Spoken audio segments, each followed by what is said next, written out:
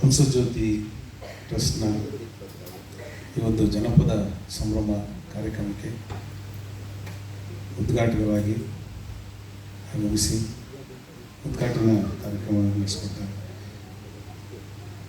ನಮ್ಮ ಈಗಾಗಲೇ ಹೇಳಿದಂತೆ ಪರಿಚಯ ಮಾಡಿದಂಥ ಗೌರವಂತ ವಿ ಶಂಕರ್ ಅವರೇ, ಆಡೋಜ ಈ ಏನು ವೇದಿಕೆಯ ಅಧ್ಯಕ್ಷತೆ ವಹಿಸಿದಂಥ ನಾಡೋಜರಿಗೆ, ಜಾಣಗೆರೆ ವೆಂಕಟರಾಮಯ್ಯ ಅವರೇ, ಉಳಿದ ಎಲ್ಲ ಗಣ್ಯಮಾನ್ಯರೇ ಹಾಗೂ ಈ ದಿನ ನನ್ನೊಂದಿಗೆ ಪ್ರಶಸ್ತಿಯನ್ನು ಹಂಚಿಕೊಂಡಂಥ ಪ್ರಶಸ್ತಿಗೆ ಭಾಜನಾದ ಎಲ್ಲ ಸನ್ಮಾನಿತರೆ, ವೇದಿಕೆಯ ಮುಂಭಾಗದಲ್ಲಿ ಆಸೀನರಾಗಿರುವ ಕಲಾಬಂಧುಗಳೇ, ಇದೇ ನನ್ನ ಕುಟುಂಬದ ವರ್ಗದವರು ಬಂದಿದ್ದಾರೆ. ಹಾಗೆಯೇ ನನ್ನ ಸ್ನೇಹಿತ ಅವರು ಸಿಂಗರ್, ನನ್ನ ಜೊತೆ ಇವತ್ತು ದನಿಗೂಡಿಸಿದರು ರಾಜು ಕಲ್ಕೋಣಿರವರು, ನಮ್ಮ ಮುರಳೀಧರ್ ಸರ್ಗೆ ಚಿರಪರಿಚಿತರು.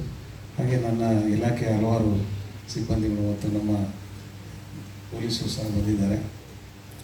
ಎಲ್ರಿಗೂ ಅನಿಸ್ತಾ, ಹಾಗೆ ಮುಖ್ಯವಾಗಿ ನಾನು ಮುರಳೀಧರ್ ಸರ್ಗೆ ಮತ್ತು ಅವರ ಶ್ರೀಮತಿ ವಿಜಯ ಮೇಡಮ್ ಅವ್ರಿಗೂ ಅನಿಸುತ್ತಾ ಎರಡು ಮಾತುಗಳನ್ನು ಮಾತನಾಡ್ತಿದ್ದೇನೆ.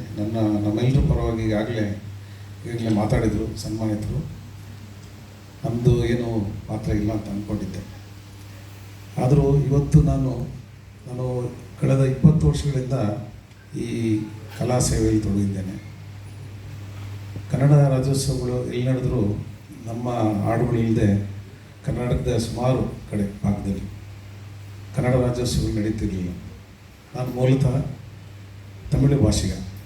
ಆದರೆ ಈಗಾಗಲೇ ನಮ್ಮ ಶ್ರೀ ಜಾಣಗೆರೆ ವೆಂಕಟರಾಮಯ್ಯ ಅವರು ಹೇಳಿದರು, ಕನ್ನಡವನ್ನು ಕಲಿಯೋದಕ್ಕೆ ಜನ ಮನಸ್ಸು ಮಾಡ್ತಾ ಇಲ್ಲ, ಕನ್ನಡ ಬಂದರೂ ಅದನ್ನು ಮಾತಾಡ್ತಾ ಇಲ್ಲ. ಹಾಗಾಗಿ ನಾವು ನಮ್ಮ ಮನೇಲಿ ಮಾತಾಡೋದು ಕನ್ನಡನೇ, ನಮ್ಮ ಮಕ್ಕಳ ಜೊತೆ ನಾವು ಕನ್ನಡದಲ್ಲೇ ನಾವು ಮಾತಾಡುವಂಥ ರೂಢಿ ಇಟ್ಕೊಂಡಿದ್ದೇವೆ.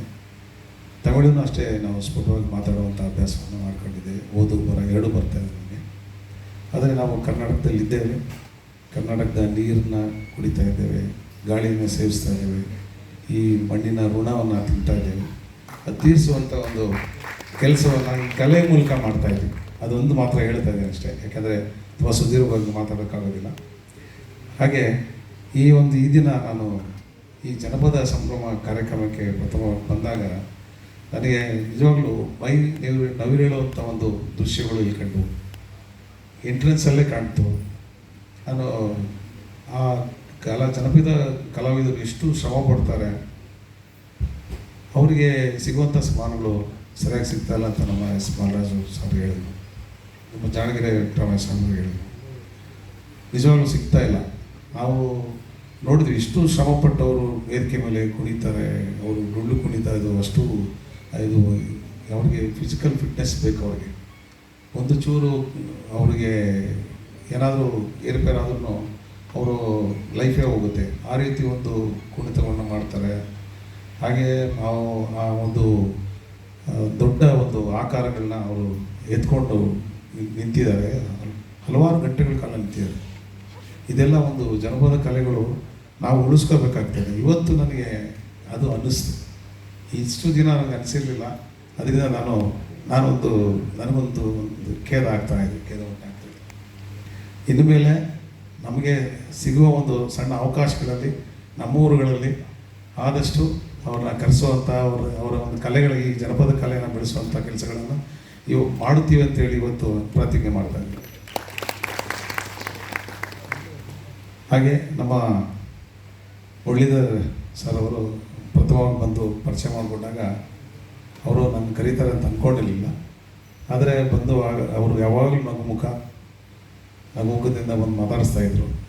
ಮತ್ತು ಈ ರೀತಿ ಒಂದು ಕಾರ್ಯಕ್ರಮದಲ್ಲಿ ಕರೆಸಿ ನನ್ನ ಕೈಲಿ ಹಾಡಿಸಿ, ನಾನು ಜನಪದ ಗೀತೆಗಳನ್ನ ಹಾಡ್ತಿರ್ಲಿಲ್ಲ ಅಂತ ಹೇಳಿದೆ ಅಷ್ಟೇ, ಹಾಡಲ್ಲ ಅಂತ ಹೇಳಿರಲಿಲ್ಲ. ಆದರೆ ಇವತ್ತು ಹಲವಾರು ಹಾಡುಗಳನ್ನ ನಾನು ಪ್ರಾಕ್ಟೀಸ್ ಮಾಡ್ಕೊಂಡು ಬಂದಿದ್ದೆ. ಇವತ್ತು ನಿಜವಾಗ್ಲೂ ಕುಣಿಸ್ತಿದ್ದೆ, ಆದರೆ ಒಂದೇ ಹಾಡಿಗೆ ಅವಕಾಶ ಸಿಕ್ತು. ಇರಲಿಂದ ಬೇರೆ ಅವಕಾಶ ಸಿಕ್ಕಿದಾಗ ಹಾಡೋಣ ಅಂತ ಹೇಳ್ತಾ ಅದ್ಭುತವಾದ ಗಾಯಕರು ಅಲ್ಲೆಲ್ಲ ಕೂತಿದ್ದಾರೆ. ಇವತ್ತು ಪ್ರಥಮವಾಗಿ ನೋಡ್ತಾ ಇದ್ದೀನಿ ಅವ್ರಿಗೆಲ್ಲ. ಮತ್ತು ಅಂಥ ಒಂದು ಅವಕಾಶ ನನಗೆ ಮುರಳೀಧರ್ ಸರ್ ಮಾಡಿಕೊಟ್ರು.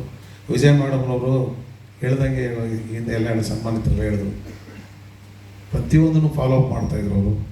ಎಷ್ಟು ಗಂಟೆಗೆ ಬರ್ತೀರಾ, ಬಯೋಡಾಟ ತೊಗೊಳೋದ್ರಿಂದ ಹಿಡಿದು ಪ್ರತಿಯೊಂದು ಎಲ್ಲ ಅವರು ಪ್ರತಿಯೊಂದು ಫಾಲೋ ಮಾಡ್ತಾಯಿದ್ರು.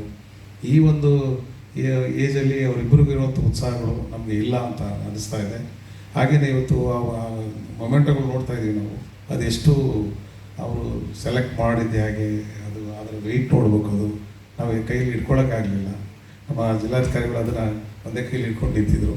ಅಷ್ಟೊಂದು ಎಲ್ಲದರಲ್ಲೂ ಮುತುವರ್ಜಿ ವಹಿಸಿ ಈ ಒಂದು ಕಾರ್ಯಕ್ರಮವನ್ನು ಮಾಡಿದ್ದಾರೆ. ಅದ್ಭುತವಾದ ಕಾರ್ಯಕ್ರಮ ಇವತ್ತು ಮಾಡಿಕೊಟ್ಟಿದ್ದಾರೆ. ನಮ್ಮನ್ನು ಕರೆಸಿ ಇವತ್ತು ನಮ್ಮನ್ನು ಗುರುತಿಸಿ ಸನ್ಮಾನಿಸಿದ್ದಾರೆ. ಅವರಿಗೆ ಈ ಒಂದು ಟ್ರಸ್ಟ್ 50 ವರ್ಷ ಹೊರಗೆ ನಡ್ಕೊಂಡು ಬರೋದು ಹೇಗೆ ಅಂತೇಳಿ ನನಗೂ ಆಶ್ಚರ್ಯ ಆಗ್ತಾಯಿದೆ. ನಾನು ಯೂಟ್ಯೂಬಲ್ಲಿ ಅವ್ರನ್ನ ಮೊನ್ನೆ ಈ ಕಾರ್ಯಕ್ರಮ ಬರೋಕ್ಕೆ ಮುಂಚೆ ಸರ್ಚ್ ಮಾಡಿದಾಗ ಅವರು ಖ್ಯಾತ ದಿವಂಗತ ರಾಜೇಶ್ ರವರು ನಾಯಕ ನಟರು, ಅವರು ಮತ್ತು ಖ್ಯಾತ ಅಭಿನೇತ್ರಿ ಅಭಿನಯ ಅವರಿಗೆ ಈ ಪ್ರಶಸ್ತಿನ ಕೊಡ್ತಾ ಇರೋದನ್ನು ನಾನು ನೋಡಿದೆ 9 ವರ್ಷಗಳ ಹಿಂದೆ. ಅಲ್ಲಿ ಹೇಗಿದ್ದಾರೋ ಈಗಲೂ ಹಾಗೇ ಇದ್ದಾರೆ.